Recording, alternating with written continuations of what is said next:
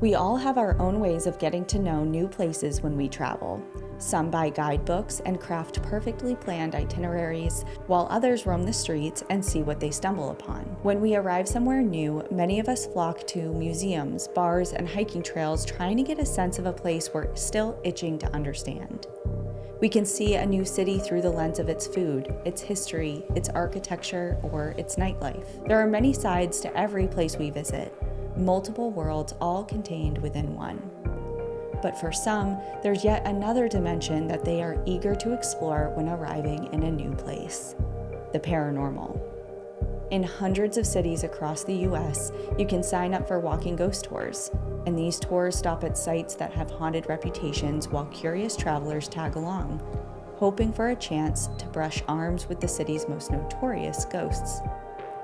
These ghost tours are a thrill, but they're not all fun and games. Many of the most frightening ghost stories are rooted in real events that took place on street corners, in homes, in churches, and the effects of these tragedies still reverberate around communities in very real ways hundreds of years later. There are countless of these tours across the globe, but today we are going to be telling the story of what many consider to be the oldest ghost tour in the United States, and the history that preceded it. Every year, tourists travel to West Virginia to see a side of a town called Harpers Ferry that you can only experience up close and in the dark. Welcome to National Park After Dark.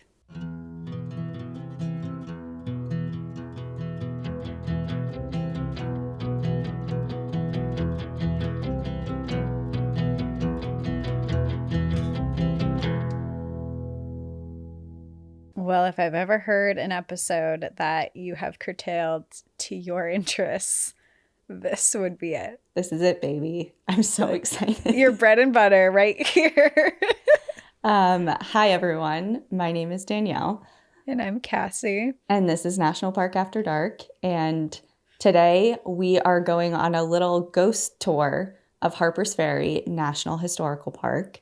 And it's called West Virginia's most haunted city. I've never been to West Virginia, so maybe we can decide that after the episode. But yeah, I love ghost tour. If there's something about me, it's I love the Titanic and I love a ghost tour. And if I could do a ghost tour of the Titanic, I would. But a little hard. Maybe one day. They're working on it. They are working on it. Oh, the Titan thing is coming out soon. Did you see that? Oh, yeah, the documentary that talks about... Yeah, that's really sad. It is sad. I'm definitely going to watch it. You are going to watch it? Yeah. Yeah. And then I'm so, I guess the word is honored that the new Titanic documentary that just came out with like Nat Geo on Disney Plus. So many people, my inbox has been flooded with people tagging me in it and being like, including me. I sent it to you. You sent it to me. I was so excited. I'm like, thank you so much for thinking of me when you see the Titanic. Yeah. But yeah, so ghost tours are my thing. They're like I don't know how many I've been on. You've been on quite a few with me. But it's my favorite way to see a place. Yeah. It's definitely we've had some very interesting experiences together around the country on ghost tours. So. Yeah, it's like Cassie wants to do like a spa or like a really nice stay that has like, I don't know, nice towels and linens and like the bougie, like a nice, comfortable stay. And I'm like, okay, when can we go on the ghost tour of whatever city this is? But yeah, so we're going to be doing Harpers Ferry today. Well, I'm excited because a lot of people have been asking us to go here, and it is a hot spot for the AT that everyone goes to. So I'm stoked to learn more about it. Cool. Well, let's do that. In the mountains of West Virginia, right where the Shenandoah River meets the Potomac River, lies a small town called Harpers Ferry. Not knowing much about it, you might think it was just a little picturesque village with its quaint houses tucked into the slopes of the Blue Ridge Mountains. But in reality, this unassuming town by the river was a breaking point of racial injustice in the United States, a critical location in the Civil War, and the site of a notorious attempt to end slavery.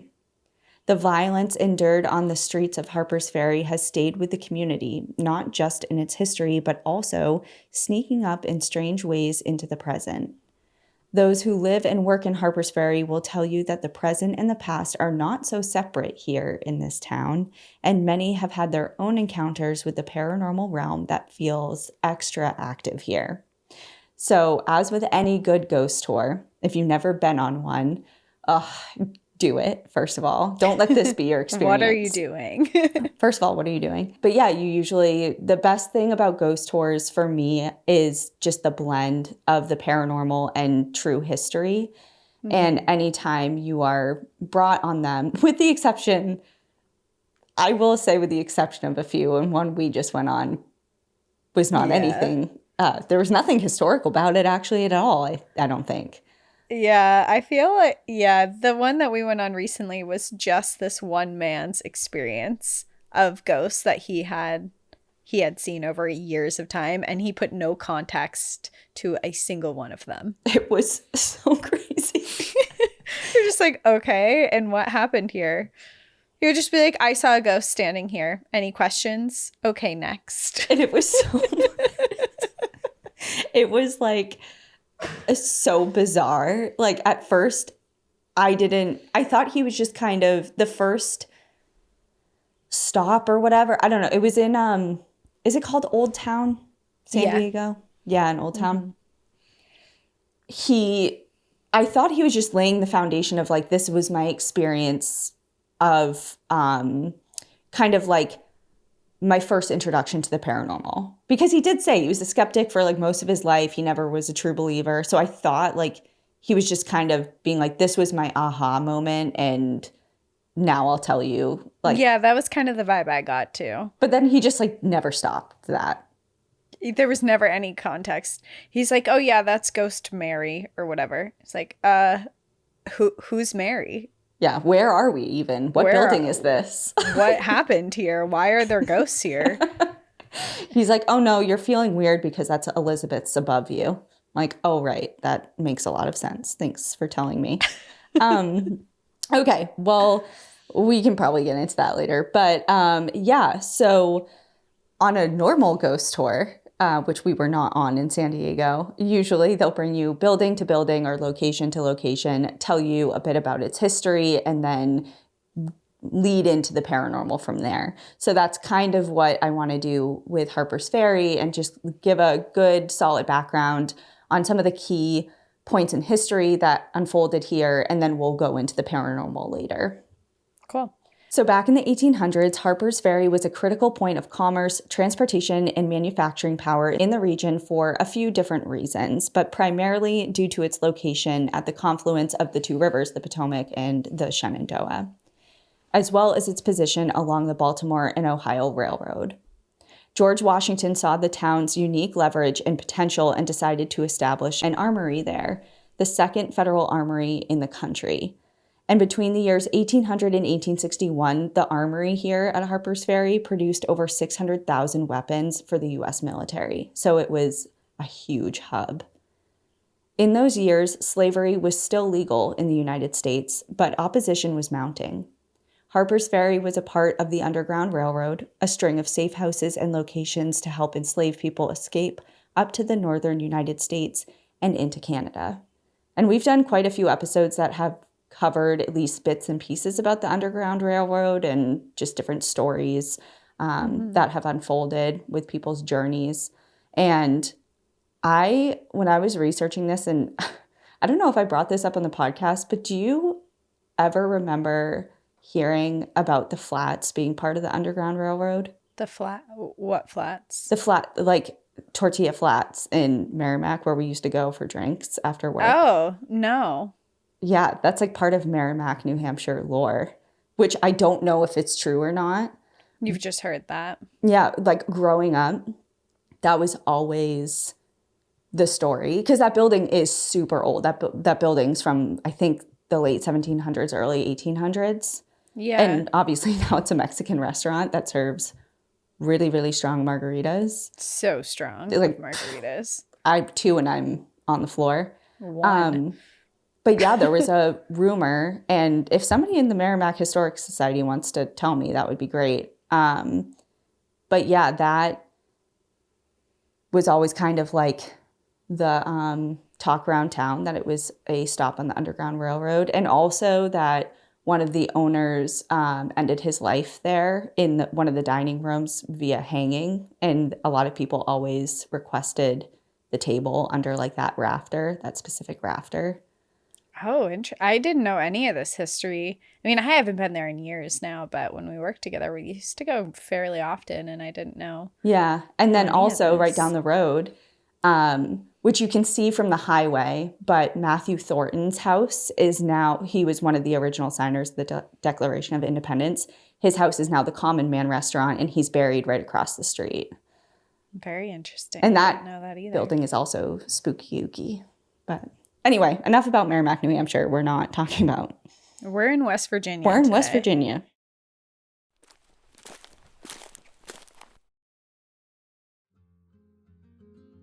As you may have heard me mention before on the podcast, my dog Tucker is a picky eater. Like, stares at his bowl and sighs kind of picky.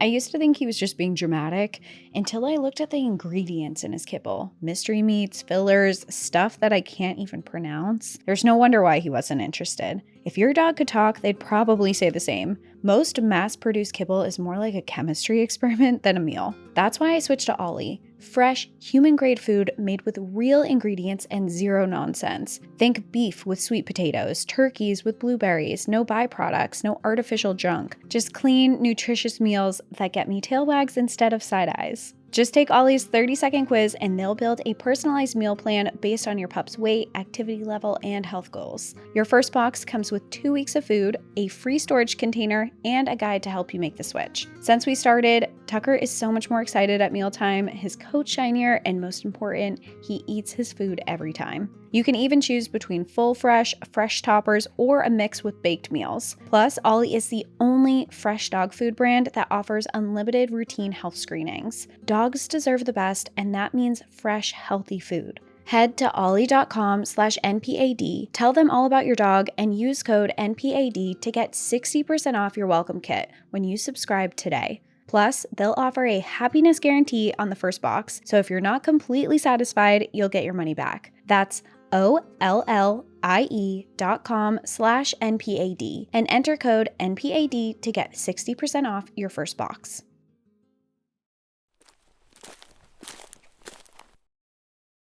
Being part of the resistance to slavery, of course, was not without risk. And Joseph Blanham, a free Black man who worked as a boatsman in Harpers Ferry, was imprisoned for helping enslaved people flee and seek safety within Harpers Ferry. Many people in the state of West Virginia were enslavers, but there were others working to change that. And one of those people was John Brown, a white abolitionist who spent most of his life trying to put an end to slavery. He spent years trying to abolish slavery through peaceful means, but eventually he drew the conclusion that violence was necessary to truly disrupt and dismantle the deeply rooted system of racial oppression. So there's a long history about John Brown and all of his efforts, but we're kind of like hitting fast forward and up to this point where he kind of breaks and is like, well, peace isn't going to get us anywhere, so I'm going to concoct a plan. And his plan is he essentially wanted to extend the Underground Railroad into what he called the Subterranean Passway, which would go south through the Appalachian Mountains to free enslaved people in the southern states. Armed abolitionists would raid plantations, free the enslaved working there, and help them escape into the mountains to safety. The rugged terrain of the Appalachian Mountains was a key part of Brown's plan.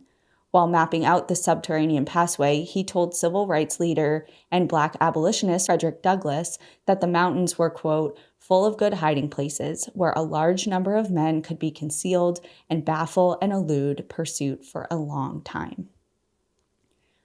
Brown wanted to use this model on a major scale, hoping to free hundreds of thousands of enslaved people in the process. Some of the freed enslaved, he expected, would then be armed and join him in his fight. So in order for this plan to work, those involved needed to be adequately armed. Like, that was a key part of this entire plan. Mm-hmm. Brown knew he needed weapons, and a lot of them, for this to be successful, so he set his sights on the armory at Harpers Ferry. He decided to raid the armory and steal the weapons necessary to arm this crew of people.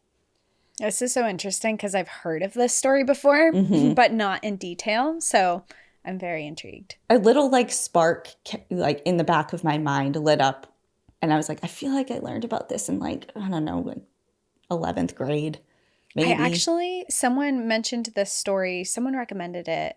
I want to say it was probably like 2 years ago now. And I remember looking into it on the National Park Service website, but I didn't dive that much in. I actually like filed it away, and I was like, okay, one day I'm going to cover this. This is so interesting. And now you're doing it, which is really exciting. Well, I snatched it up. I'm glad. I love it. On October 16th, 1859, under the cover of darkness, John Brown and 19 men crept into Harpers Ferry. They cut telegraph lines so word of their raid couldn't spread quickly, and then they took over a few key places in town, including the railroad station, the armory, and the rifle works. And to top it off, they took well-known enslavers in the community hostage to use as leverage. Smart. But quickly, the plan started to fall apart. Brown had been certain that many more enslaved people would come to join the raid, but that support didn't arrive. And that was for a few different reasons, but one of them was faulty communication. A lot of the enslaved people in the surrounding areas didn't know that the raid was happening at the time. Just word didn't get out quick enough. It wasn't super organized. So that portion that he was really relying on didn't come. A time before text messaging. Yeah. And the telegraph lines were cut also, which helped him in one way, but also probably harmed him in another. And those cut telegraph lines could only buy Brown and his men so much time. They allowed a train to pass through the station, and people on board alerted the authorities that Brown and his crew had taken over Harpers Ferry. So that was also a mistake. They're just like, I just imagine them like on a train, like what in the, as it's like chugging by. They're like, wait, hold on, what's happening over there? And they're just like slowly moving through. Nothing to see. By the morning, local militia, farmers, and enslavers showed up, and Brown and his men found themselves surrounded. Twice they tried to send someone out under a white flag to call for a surrender, but those people were immediately shot. Some of Brown's men tried to flee via the rivers, but many of them were also shot and killed in their attempt to escape. President James Buchanan sent Marines President James Buchanan sent Marines in an attempt to control the situation, and when Brown refused to surrender, they stormed the armory and arrested him and his men, killing some of them in the process. 16 people were killed in John Brown's raid, 10 of whom were his men, and 1 was his own son. 5 managed to escape, and the remaining 7, including John Brown, were sent to jail. John Brown was found guilty of murder, conspiring with enslaved people to rebel, and treason against the state of Virginia, and as a result was sentenced to hang. Up until his very last moments, he remained steadfast in his conviction that he was willing to die for the cause of ending slavery. In a speech he gave during his trial, Brown said, "Now, if it is deemed necessary that I should forfeit my life for the furtherance of the ends of justice and mingle my blood further with the blood of my children, and with the blood of millions in this slave country whose rights are disregarded by wicked, cruel, and unjust enactments, I say, let it be done." He was hanged in December of 1859, and his raid was a catalyst for change and has been referred to as the dress rehearsal for the Civil War, which began less than 2 years later. Within a week of the Civil War beginning, Virginia seceded from the Union. Soldiers stationed at Harpers Ferry knew that hundreds of Virginia militia were headed to their small but mighty town and would want to seize the weapons in the armory, So to prevent them from being able to access those weapons, the soldiers blew up the armory and the arsenal. The resulting fire raged bright in the mountain town as nearly 15,000 weapons burned. Over the course of the war, Harpers Ferry changed hands between the Union and the Confederacy 8 different times. Well, they're kind of on that line. Yeah. They're right kind of between it all. They're right there, and it's such a strategic location. Like, people, like, both sides really want control of this location. So, again, lots of history, back and forth, times 8. The Battle of Harpers Ferry in 1862 forced the largest surrender of U.S. troops in the Civil War. And being in such a strategic location, Harpers Ferry became a common battleground, and 5 different battles were fought there over just a handful of years. Its powerful location, which originally was thought to be the thing that would help the town prosper, ended up leading to its destruction. The war had a completely devastating effect on the town, and it was never able to fully get on its feet again. Some positive developments did come to the town after the war ended. In 1865, Storer College was established in Harpers Ferry, and it was one of the first colleges in the United States that was open to everyone, regardless of their race or gender, and it opened the door for many formerly enslaved people to gain an education. The college boasts quite a few notable alumni, including J.R. Clifford, who was West Virginia's first Black attorney, as well as some famous jazz musicians, and the first democratically elected president of Nigeria. I just thought that was a cool fun fact with the college and stuff. I've heard of Storer College also. I have too. In 1944, Harpers Ferry became a national monument, and in 1963, it became a national historical park, dedicating to preserving its vital history. The fight for racial justice and freedom is embedded in the town, its buildings, and its battlefields. The park spans about 3,700 acres, mostly in West Virginia, but also extends a little bit into Maryland and Virginia as well. I really love that there's a national park here, because I think a lot when we're taught and learn about slavery, we're always taught that enslaved people were docile and just kind of, I mean, there's the Underground Railroad where people are sneaking away and things, but very rarely do we learn about these uprisings that are happening or, like, we're always told that enslaved people were compliant. And I think that was definitely true in a lot of circumstances because of like the abuse and threat to their lives and just the racial injustices that were happening. But to have a whole national park dedicated to a place where there was such a historic uprising, despite that there was an awful ending to it, but it sparked an even bigger fight, I just think is really interesting and it's really cool. Yeah, it reminds me of the U.S. Virgin Islands episode that I did.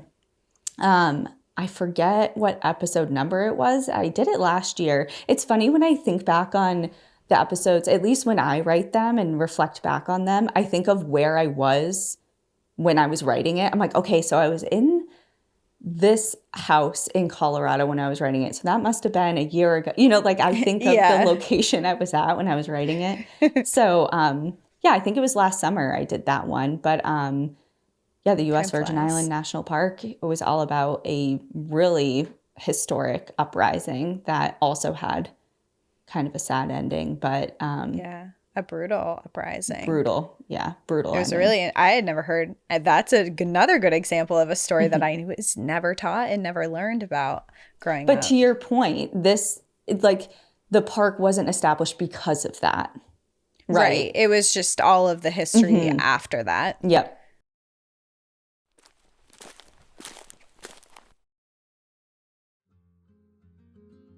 As the temps start rising, I get that familiar itch to refresh my entire closet. But I'm done wasting my money on trendy pieces that fall apart after one season. I want style and substance. That's why I'm loving everything from Quince. Their pieces are timeless, elevated, and surprisingly affordable for the quality. One of my favorite finds, these gold-studded earrings I picked up recently. They're gorgeous, simple, and the best part, they don't irritate my ears. I have super sensitive skin, especially when it comes to jewelry, and these have been an absolute dream to wear. The quality is exactly what I was looking for. I also grabbed a European linen dress for under $50, and it honestly feels like something that should be 3 times the price. The material is breezy, breathable, and perfect for everything from the beach days to patio dinners. What makes Quince different is that they work directly with top-tier artisans and cut out the middlemen, so you get the luxury without the luxury markup. Plus, they only partner with factories that use ethical and responsible practices, so you can feel as good about your clothes as you look in them. Give your summer closet an upgrade with Quince. Go to quince.com/NPAD for free shipping on your order and 365-day returns. That's QUINCE.com/NPAD to get free shipping and 365-day returns. Quince.com/NPAD.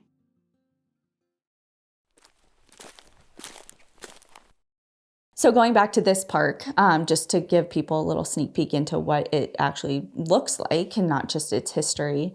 Most of the land is deciduous forest with hiking trails winding through groves of chestnut oak, tulip poplar, red maple, and pawpaw trees. Over 170 bird and 30 mammal species call this park home, including the bald eagle, red-tailed hawk, flying squirrel, and white-tailed deer. Visitors to the park can hike up to Jefferson Rock for a picturesque view of the point where the Shenandoah and Potomac rivers meet, which is obviously, now knowing the history of why that place is so significant, it's cool. And of course, the AT also crosses through Harpers Ferry, and the town is one of the most well-known landmarks along the entire trail. The Harpers Ferry area is also the ancestral homeland of the Tuscarora and Shawnee people, who called the land and the confluence of those two rivers home as early as 1200 BC. As is the story across the country, Native peoples were forced off of their ancestral homeland by white European settlers who arrived here in this particular area in about the 1500s. So going back a little bit, fast forwarding back to the aftermath of the Civil War, it had this catastrophic effect on the town. Where before, Harpers Ferry was this really bustling center of commerce and industry. The war just really left its mark on the town, left it in a lot of ruin, tanked its economy, and forced many of the residents to leave and seek life and a livelihood elsewhere. But of course, this is kind of a paranormal episode, so it is said that some of those souls remained. So switching gears, that was really serious history, and a history that it would feel weird to not address. But we're gonna switch it up and maybe be a little bit more light for the rest of the episode. We'll see. Harpers Ferry is considered by many to be the most haunted town in West Virginia. Some say that the souls who died there never left and still roam the buildings and streets where they took their last breaths. A variety of locals who live and work in Harpers Ferry report seeing and hearing ghosts quite literally everywhere around town, at home, or at work. These frequent ghost sightings have earned Harpers Ferry quite the reputation, and many tourists travel to the town hoping to witness their own paranormal encounter. As I mentioned earlier in the intro, Harpers Ferry is home to the oldest ghost tour in America, which means I have to go now. Yeah. To really pretty call much myself like a ghost tour enthusiast, I gotta do it. Yeah. For 53 years, curious travelers have gathered on the historic streets of Harpers Ferry after the sun goes down and wander together in hushed groups through the town's most haunted locations. So here we are, and we're gathering for our own little ghost tour of Harpers Ferry. So we're going to stop by some of the town's most notorious ghost hangouts, break down the paranormal encounters of each, and along the way, learn why these spirits might still be lingering here all these years later. So if this is your first paranormal historical ghost tour, welcome. Welcome. Thank you for being here. I'm not in period attire, which is, I'm sorry for that. Apologies. Usually, if you were there physically, I believe that you would. I would, I think. And here's my mistake. Here was my mistake in San Diego, because so usually for ghost tours, I I usually go with the highest rated one. Whenever I go to a city, I'm just like, well, you know, the most people who have the most positive experience, I'll do that. But with this one, I kind of went against what I usually do. And I booked one that wasn't the traditional, like they're not going around in costume and in period attire. I'm not doing one that's, you know, it's the top 5 on, what is it? The travel advisor, or, you know, just like I intentionally did things differently and look where it got us. Like, don't fix something that's not broken. I know. You have a good system. I was looking for like more of an authentic experience, maybe instead of, because sometimes, I mean, to be a ghost tour guide, you gotta love your job and be enthusiastic about your job. And like it takes and really believe in it. Yeah, it takes a certain type of person. So I'm not saying that I think people who work at ghost tour companies that do dress like that, I just think they're following a really strict script, or like a regimented and really rehearsed script. And I just wanted to try something more loose. Yeah, something loosey-goosey, a little different.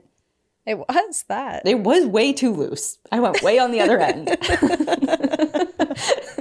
And it's so funny because like all I could think about was like at this point, I'm not worried about you and what you think.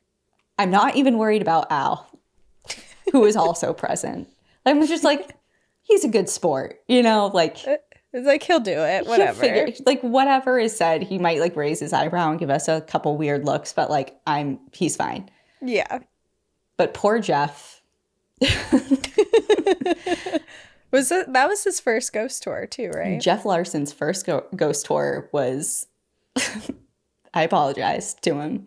I'm like, I'm so sorry. That's not what that was supposed to be. He's like, I'm not even sure what that was supposed to be. I'm like, let me just tell you, you haven't been on a ghost tour, because whatever that was not one. Was not one. It was just so funny because it's just, what a weird experience. I'll just always remember when we were sitting inside this hotel, and the guy was like to Jeff, he's like, move your hand through the air. Do you feel that? And Jeff's just like being such a good sport. And he's like moving his hand through the air.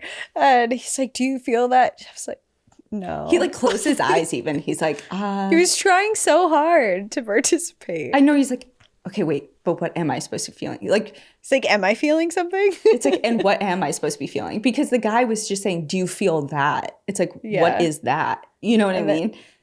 Yeah. And then he's like, there's a little boy standing there. I know. And then for somebody who doesn't even believe in ghosts or anything, like, he was trying. It was just... He's like, oh, you have me putting my hand through a face of a child ghost. I'm just like hitting a child ghost in the face over and over back again. And forth.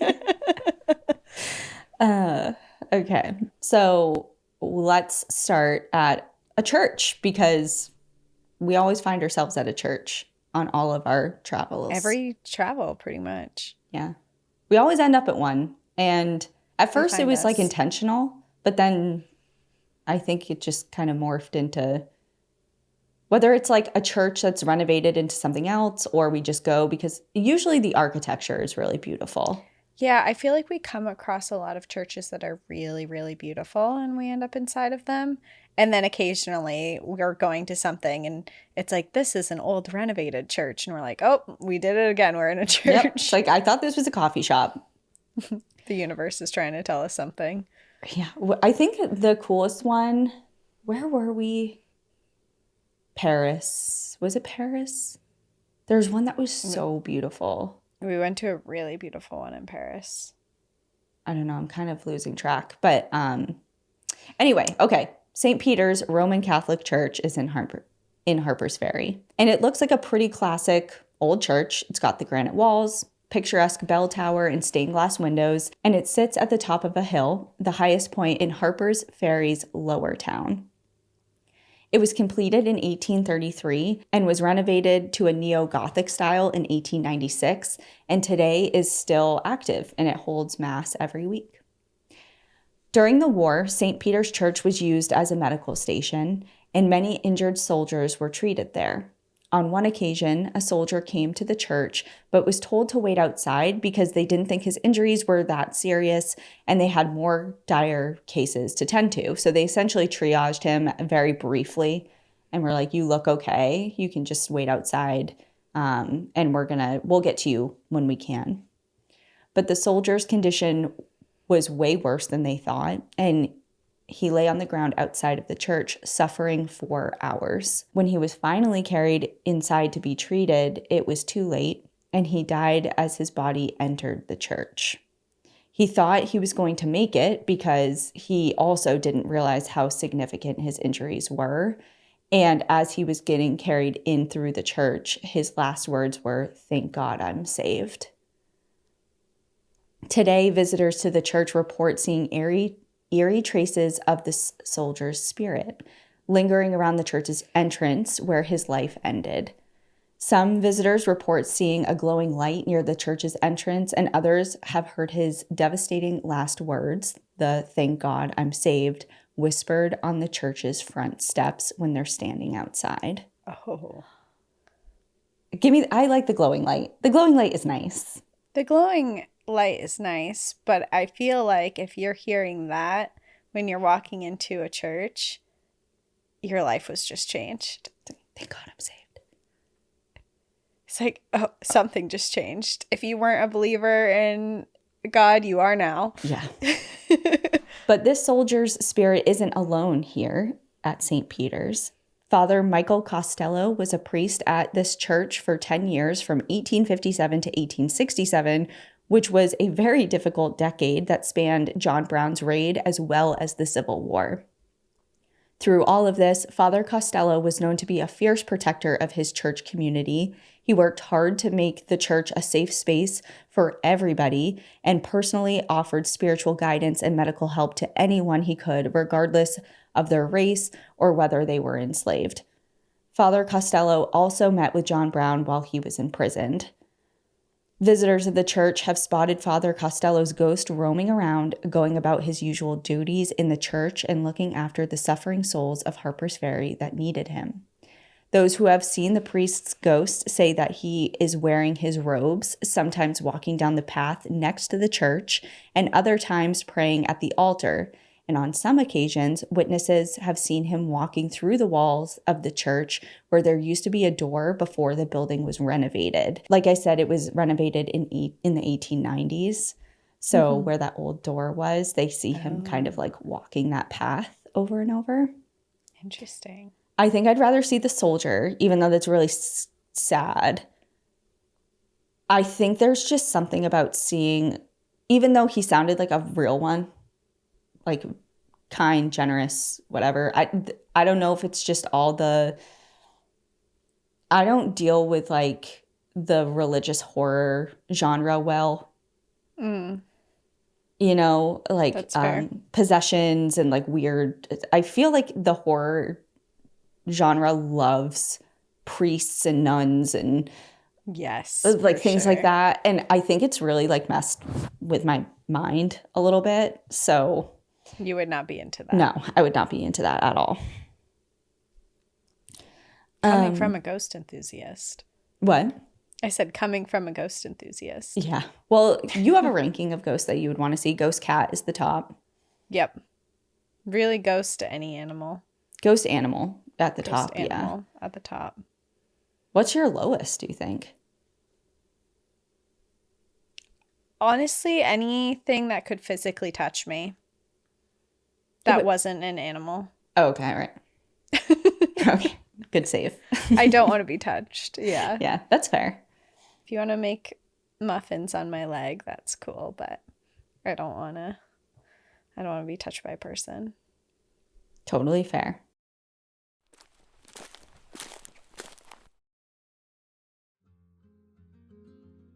It's hiking season, and that means I'm outside as much as humanly possible, whether I'm exploring my favorite trails or chasing waterfalls. But one thing I've learned the hard way, if I'm not on top of my hydration, the day can go downhill fast. That's why I never hit the trail without Liquid IV in my bag. It's peak hydration season, and Liquid IV is the perfect trail companion, especially now because they've just dropped my new favorite flavor, Arctic Raspberry. It's super refreshing and gives me the energy I need to keep going when the sun's beating down and the incline is absolutely kicking my butt. All it takes is one stick and 16 ounces of water, and boom, I'm hydrating 3 times better than with water alone. It's powered by Live Hydroscience, which means it's loaded with an optimized ratio of electrolytes, essential vitamins, and nutrients that turn my basic water bottle into a powerhouse of hydration. I also love that it's non-GMO, vegan, gluten-free, and soy-free, so I never have to worry about what's in it. No matter what your summer brings, tear, pour, live more, go to liquidiv.com and get 20% off your first order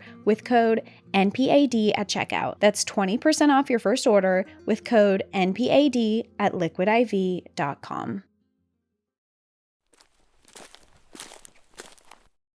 Just down the road from the church is another one of the town's most notoriously haunted locations, which is the Harper House. In the 1700s, Rachel and Robert Harper started a ferry service in town that shuttled passengers across the Potomac River, which became the namesake of the town, Harpers Ferry. The ferry business was very successful and profitable, and the Harpers used the money that they made to build their dream home. It was a grand 2-story colonial-style house complete with balconies on a hill that overlooked the town below. Imagine having a town named after you. That's kind of cool. I would love that. That is cool. Would it be your first or last name that you'd want?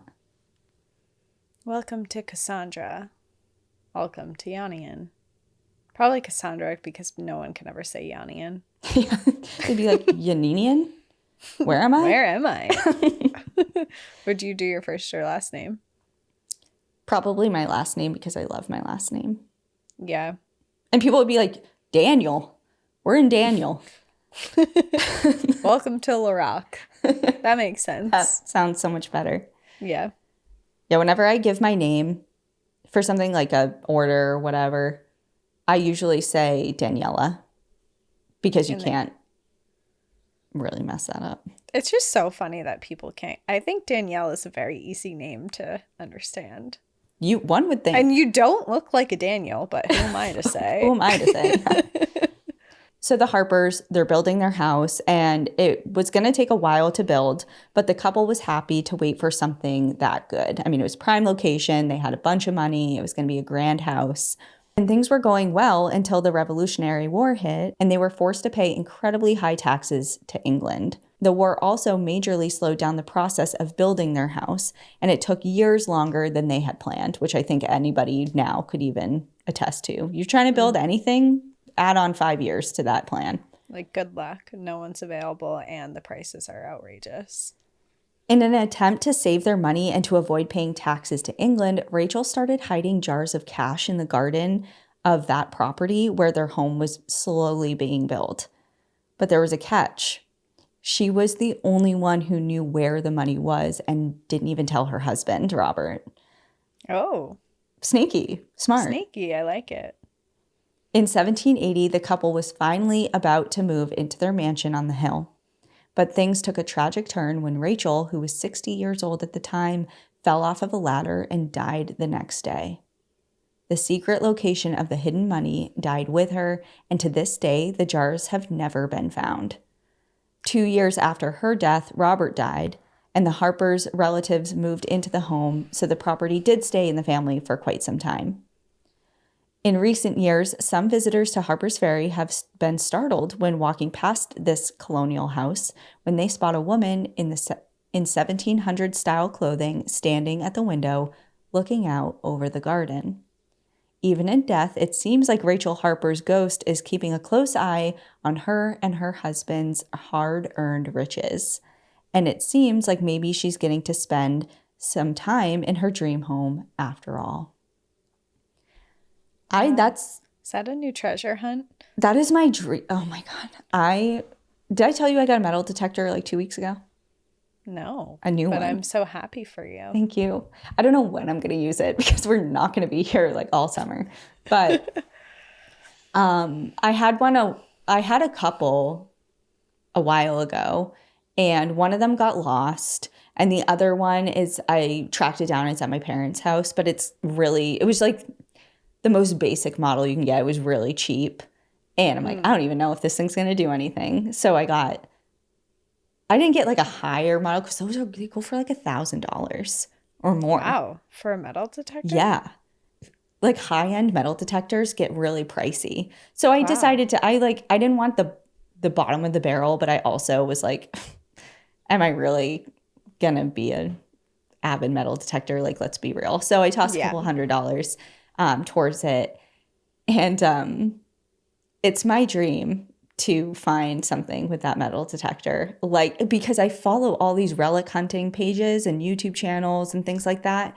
And especially in New England, a lot of people buried their money like this, and they come across jars of coins, like usually near markers. Like if you see like a big open field or something and there's like one giant tree that you could tell it's been there forever. Like they made a bunch of way for a field or crops or whatever, but left a big tree. Like they'll use different natural landmarks. So I don't know. I just really want to find. Gotta get out there. So bad. I know. The problem is there's so many ticks here. Just wear tall socks. You'll be okay. I know, but and the other thing is with metal detecting is it's really tricky with where you can go legally and where you can't. You can't just, I mean, the beach is kind of fair game, but I'm not interested in that. Okay. I'm interested in like old foundations, which are everywhere. But as far as where you're legally allowed to metal detect and dig and things like that, there's a lot of strict rules. Does a metal detector tell you how far away an object is once you find it? Thank you for asking. It depends on your model. So there are some metal detectors that'll give you like a range of depth, and it'll also indicate what it's picking up. Is it copper? Is it zinc? Is it gold? Is it, there's different beeps and sounds that like you need to study that come in the manual and stuff. And you can obviously watch YouTube tutorials on it. But you'll see metal detector operators wearing headphones because it's beeping, and those beeps indicate certain things. So that it's not just like, oh, beep, one beep, just dig until you find something. It'll indicate like to that person, is this worth it for me? Like the depth or what it's indicating, because a lot of times it's like aluminum Budweisers from 25 years ago. Like I don't want to waste all my time digging up trash. I wonder if there's a connection between metal detectors and avalanche beacons. What do you mean? Just the way that they're used. Because with beacons, you put them into a search mode and it tells you like how far away you are, how close you're getting, like the range that you're in. I just wonder if I don't know if there is. I've never looked it up, but I just wonder if there's like a tie, if it's made by similar people or if it's off of like the same type of technology. Maybe. It's interesting. Yeah. It was my first thought when you were describing it. Yeah, just like as far as how the technology works and stuff. Yeah. It doesn't like say this is a person's jacket or whatever, but right. It feels very similar. Yeah, I don't know. I will say for people, like I'm sure there are so many people who are way more experienced with me, but hot tip, if you want to get into it and you're ballsy enough, which I wasn't at the time, so I made my boyfriend at the time do it because I was scared. Because there are so many rules and regulations on where you can and can't do that. If you have like a personal connection or a good relationship with somebody with an old property, like going there and getting their permission is so cool, because usually it's not like somewhere that has been run over a bunch of times with different people looking, and it's usually just like really well taken care of or whatever. And in Merrimack, there was a really cool house. It was from the 1700s, and I would pass it every day for work, and that was in the height of my metal detecting And I'm like, I really want to go there. Like, that looks like it's cool. Because they had a beautiful, it wasn't just a yard. They had like a bunch of property. Yeah. And so I had my boyfriend at the time, like, I was like, please go ask them. And it was just this older couple. And he was like, yeah, sure. And he gave us permission. And we went and like looked on his property. He's like, just show me anything if you find it. Like, that would be interesting. Did you find anything? We found a couple bullets and a couple of like really old rusty belt buckles and things like that. Oh, but we were only there for one day. We didn't want to like overstay our welcome or anything. Right. But anyway, so going back to Rachel, I would love to see her and to like watch her eyes of where she's looking and be like, oh, is it here? Tell me, hotter or colder? Like, hotter or colder? It's like, ghost, please. It's like, am I the one who should find your hidden stash? I'd have to give it all to the National her. Park Service. And it's like, I already do enough for you. You know? I have this podcast. I sing your praises every week. But yeah, so I don't know if they're even actively looking for it or anything like that. Or maybe it's just like a fun story. But that's that.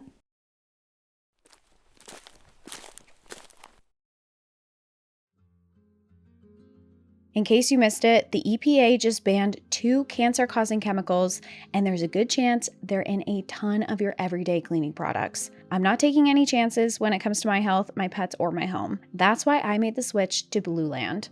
Blue Land is EPA Safer Choice certified, which means I can trust that everything they make is free of harsh chemicals, toxins, and all that mystery gunk I don't want anywhere near my dog or me or my dinner plates. Their products are made with safe, clean, and effective ingredients, and that's really what won me over. I love Blue Land so much, I literally use them for everything. I have their dish soap, laundry detergent, glass cleaner, their all-over surface cleaner, their toilet bowl cleaner, you name it, I have it. They smell great, I feel good about having them in my home, and best of all, it really works. I don't have to choose between something natural and something that actually gets the job done. I love the whole refill system that they have. Just fill up the reusable bottles with water, drop in the tablet, and boom, you've got powerful, planet-friendly cleaner in seconds. There's no single-use plastic, no more lugging big bottles home from the store, and the tablets start at just $2.25, so it's super affordable. Blue Land has everything from cleaning sprays and dish soap to laundry and toilet cleaner, and they're trusted in over 1 million homes, including mine. Blue Land has a special offer for our listeners. Right now, get 15% off your first order by going to blueland.com/NPAD. You won't want to miss this. blueland.com/NPAD for 15% off. That's blueland.com/NPAD to get 15% off.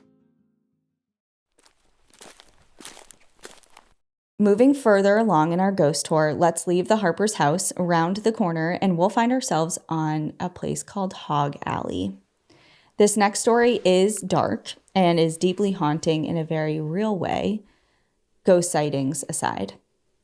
This is the story of the life and death of Dangerfield Newby.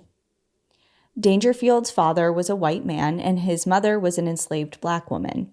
Growing was up, that his first name, Dangerfield? Dangerfield. Wow, iconic. He and his siblings and his mother were all enslaved. In 1858, when Dangerfield was around 38 years old, his father moved their family to Ohio, in the process freeing them from slavery. But Dangerfield's battle against this cruel and inhumane system was far from over because his own wife and children were still enslaved in Virginia. For years, Dangerfield worked to try and raise enough money to buy his wife and his children their freedom. In the spring and summer of 1859, Dangerfield's wife was sending him more and more desperate letters expressing that she was really worried that the man who was enslaving her might try and sell her, and she would move locations before Dangerfield had been able to put together the money to save her. She urged him to come visit her in the fall, whether he had all the money or not. She just wanted to see him and to be together again.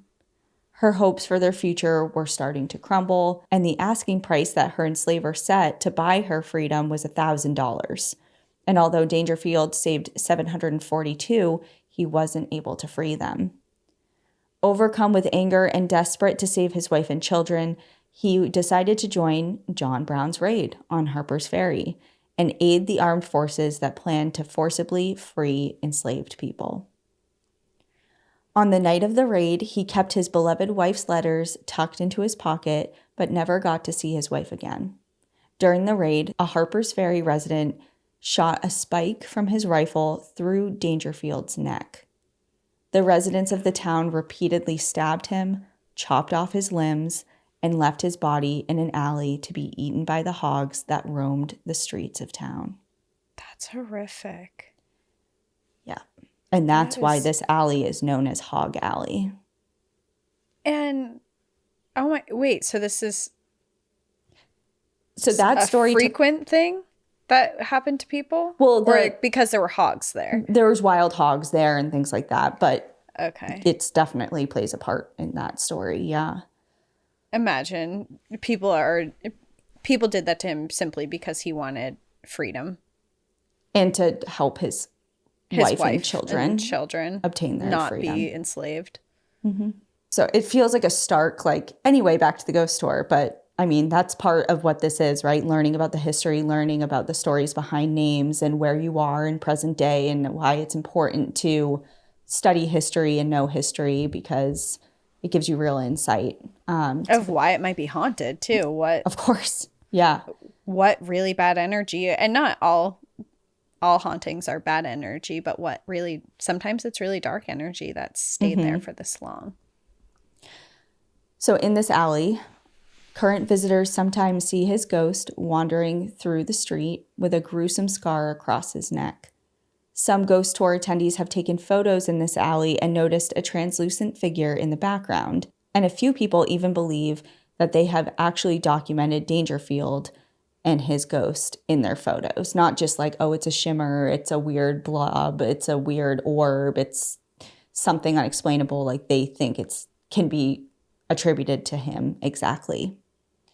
Dangerfield's painful life and gut-wrenching death echo the stories of so many Black Americans that lost their lives at the hands of white violence under slavery, separated from their families, and who endured immense suffering in both life and death. And this is a good point to say, I love a good ghost tour as much or even more than the next person. But this particular story of Dangerfield and what happened to him raises a really important point that these ghost stories stem from real places of real pain felt by real people. Mm-hmm. And encounters with the paranormal can be, they're thrilling. People love to seek them out. I love them. It adds a lot of people are interested in them, and it serves as a point of entertainment for a lot of people. And I think in some ways, I definitely contribute to that. But the tragedies that led to these particular hauntings in Harpers Ferry, they're real stories of suffering and not just in Harpers Ferry, other places too. But yeah, I think that's really important to note. And I also think there's this other side of it where it's you're telling this ghost story, but now I learned history that maybe I wouldn't have been that interested in or invested in. That's also history that I think is really important to be remembered. So I think one of the really cool things, even though ghost tours can be a form of entertainment, it's also a way to really teach people in an engaging way that people are never going to forget. Right. Yeah. Because researching this story for Harper's Ferry, researching this episode and John Brown's raid and stuff like that stuck with me more in the way that in the context that I was wanting to seek out the information than when I was forced to read it in a textbook. It's all about how that hook comes, and it's the same information. It's just presented in a different way. And I think ghost tours are a great way of conveying information. If it's not just all I know a lot of them are just, especially around Halloween when some of them crop up that aren't year-round things. They're more of just for spooky season and woo, yeah. So I'm not saying it's a blanket statement, but by and large, I think that they're an amazing like trick to get people to care about Learn. history. I know. History can feel so bland and boring. I know. I hated not all my history classes, like as a whole, but I remember learning some history and being like, oh, I could fall asleep right now. This is awful. But when you add stuff that you are truly invested in and interested in, it takes a whole new spin on it. And when you include stories that aren't the same 10 people over and over and over, like when you give voice to other people who were involved, who had been omitted or silenced or whatever, like it just adds so much. But anyway, okay, we're getting into like a soapbox. We just love history and we're trying to explain why. Like, this is a fun episode. What do you mean? Like, we love this. Okay, so if you're to leave Hog Alley and head towards the Potomac River, you'll eventually hit the railroad tracks. These tracks are said to be haunted by the ghost of a woman named Jenny. Jenny used to live in a little house on the shore of the river, and those who knew her often saw her walking along the shores and collecting driftwood for her fireplace. One day, her dress slipped into the fire, and she started running frantically, screaming for help as the flames grew around her. In her panic, she ran out onto the tracks and was struck by an oncoming train, which is what eventually killed her. It was before stop, drop. She is why we were taught stop, drop, and roll. Yeah, she was panicking when she should have just been rolling, you know? Yeah, we all know you stop, drop, and roll. That works, though, like all the time, right? Only one way to find out. Because I just imagine her dress being so much. Like, those dresses. Like the corsets and the layers. And all the layers. I want to say there's chiffon involved. Tefla. Is it Tefla or is that turf? Although I imagine if this was summertime in the South that it was like a more lightweight dress. One would hope. Well, since her death, engineers driving on the train tracks have reported seeing a ball of fire on the tracks and as they approach, hearing a screaming sound. People standing by the train tracks have seen something similar, and they all say that the ball of fire always disappears when the train hits it. So maybe it's like That's residual. Jarring. Repetitive play out of final moments is also awful because that's a terrifying way. That's like top 5 way to go, I think. Also, for the person who's in the train and sees it coming and they can't stop. Yeah, and don't know what it is. What if you're going and you're like, oh, that's just the ghost, and it's not the ghost? You can never assume it's the ghost. Yeah, that's a really bad. No one's gonna take that in court. Yeah, they're like, hey, okay, actually, have you heard of Jenny? She's a ghost. I just thought it was her again. Back in town, there's another notable spirit whose presence has been noticed many times by tourists and locals, and that would be the ghost of good old John Brown. Multiple people who have seen his ghost initially thought they were seeing a modern-day reenactor in costume because plenty of people in Harpers Ferry wear Civil War outfits as part of their jobs. One group of tourists was sure he was a reenactor, and according to them, they stopped and even spoke with him for a brief amount of time and even posed for a picture with him. But when they looked back at the photo, they were shocked to find that there was an empty space where that man had been standing. See, that's a haunting that I could get behind. One that I didn't know was a ghost at the time. Mm-hmm. Took a photo with. My question is, what are you talking about?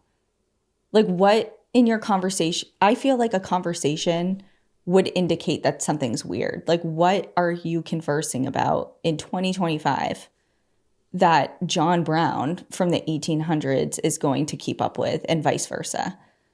Well, maybe I'm just imagining it, and obviously I have no idea how this transpired, but I'm just imagining that they thought he was a reenactor, and so he was fully in part. Oh, okay, right. The whole time, and they're like, oh, let's get a picture. But what, here we are. It's like, what do you mean a picture? Like with I know that there was cameras. There were cameras. Yeah, but not in the way that. Yeah, he's been a ghost for a while. Maybe he's not. Maybe he knows about the iPhone now. Oh, he's in on it, is what you're saying. Yeah, maybe or maybe it's just like, I don't know. Maybe not a concern for him. Yeah. He's like, oh, that's a strange device, but I know what a picture is, so I'll stand here. Yeah. I don't know. I find holes in that, but... I find holes in that, too. I think that, I don't know, if to have a full conversation with a ghost, to see an apparition walking by or something, but to have a full conversation, which I know people have said in other circumstances and stuff, too, but it's just so hard for me to be in the presence of a ghost and think that it's a real living person. Right. And having, like, face-to-face conversation. I can't really wrap my mind around that. However, I would accept a haunting like that. Okay. So that's on the list of maybe like number 3. Yeah. Like, I don't know it's a haunting, but then later I'm like, I look back at the photo and I'm like, I swear it happened. And no one believes me, but I know. Yeah. And you can't also now show that picture to outside people because you could clearly easily be like, that's staged. Like, you guys just formed into a little group. Took a picture of me pretending to put my arm around someone.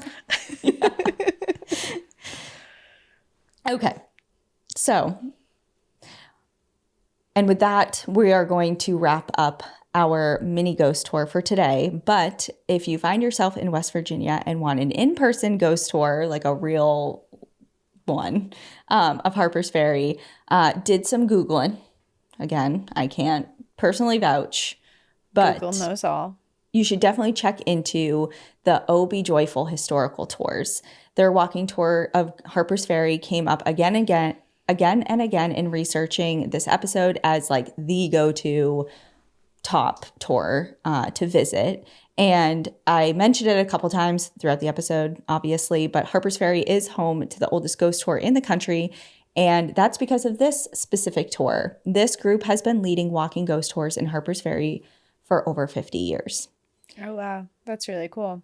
The tours are led by historian Rick Garland, who wears a full period piece costume, including a top hat and a lantern, which sometimes I like.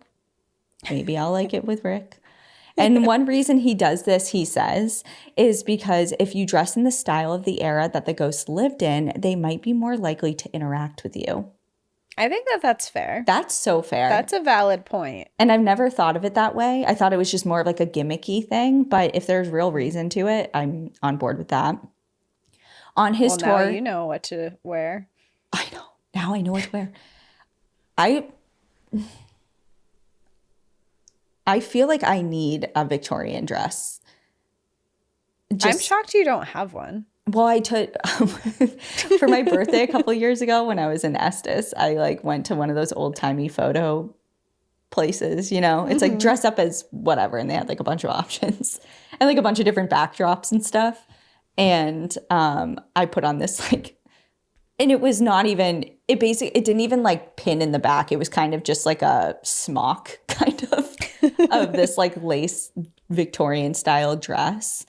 And I put the backdrop as like a little reading nook, and I had my picture taken, and I'm like fake reading a book, and I look like I'm from the 1800s, and I have it framed on my wall. I love that.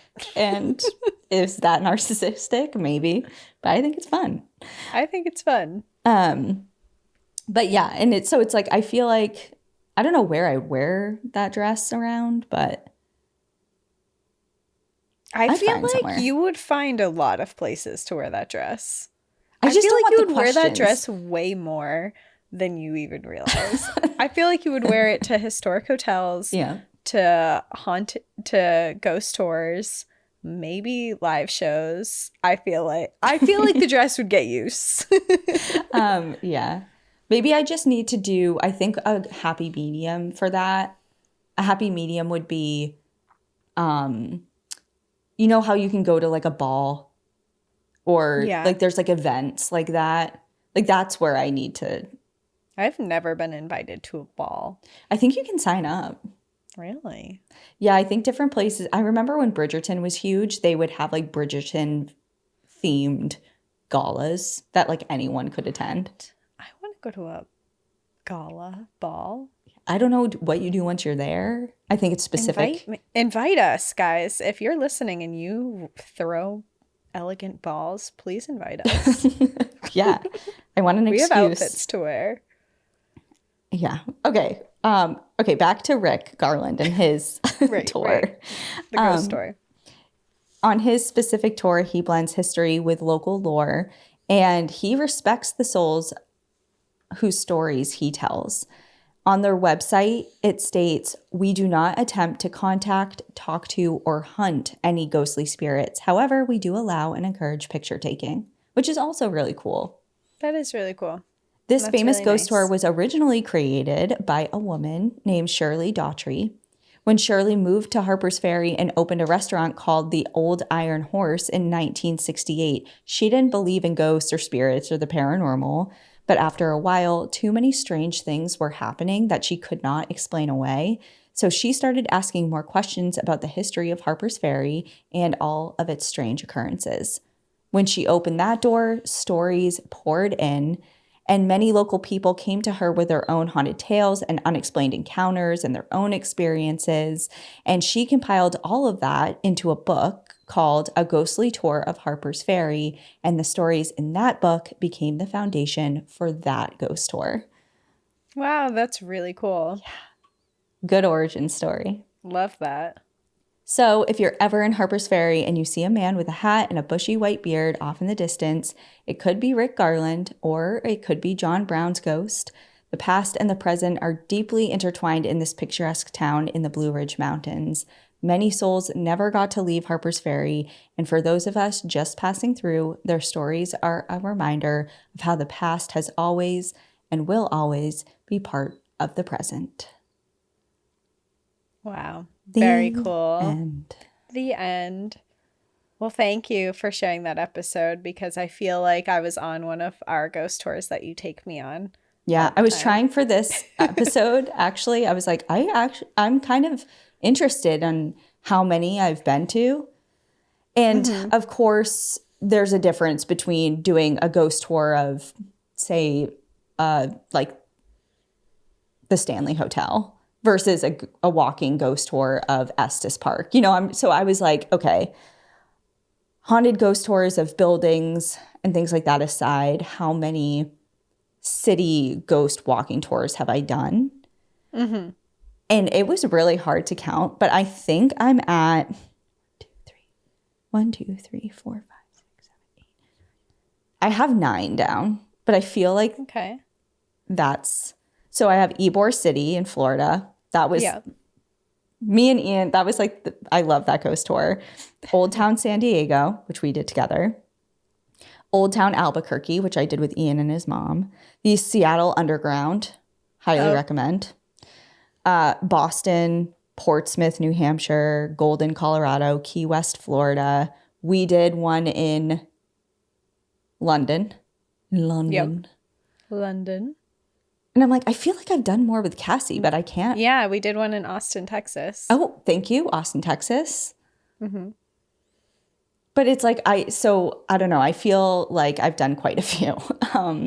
But I think that it's such a cool way to see a new place because, of course, people have different preferences. And when you ask to go somewhere and people have recs, it's usually around like food, the best place for drinks or the best meal to get or like the best bar or and that's all well and good. But I think that going on a walking tour, whether it be ghostly paranormal or there's some really cool architectural tours, like just so you actually stop and look up at the buildings that you're around and seeing all the intricate details. And I don't know, I just think that there's something to be said about stopping and pausing and really looking around where you're at. And I think that ghost tours are a really beautiful way to do that because it's entertaining, it's engaging, and you're also learning. And then you can go and eat and your where you are. Your way through wherever you're at.